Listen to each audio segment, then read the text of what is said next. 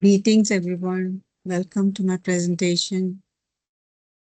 In this short Auro 2025 video in category 3, immersive face-to-face teaching, my presentation is on the use of Jigsaw method for clinical teaching.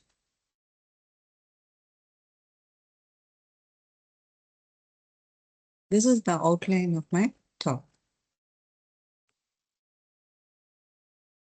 So what was done? Jigsaw method was used for teaching developmental assessment to third year MBBS students. The students already had a lecture on developmental assessment. They were asked to view videos on developmental milestones before the clinical session. Jigsaw method is a powerful and versatile tool for cooperative learning. It is valuable for the acquisition of clinical skills, including developmental assessment of children.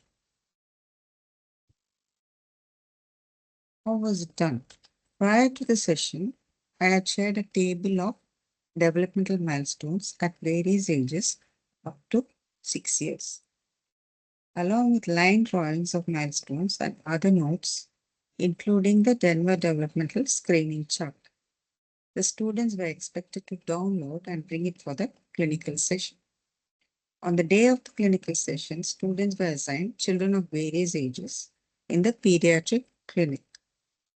Each student assessed one child for about 20 minutes, using the notes and clarifying any queries with them.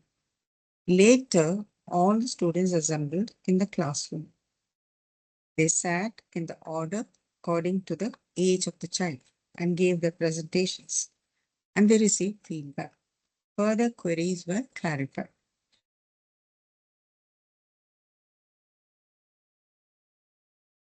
So this was done during the first pediatric posting for Year 3 MBBS students. So these were the current batch of students after the presentation.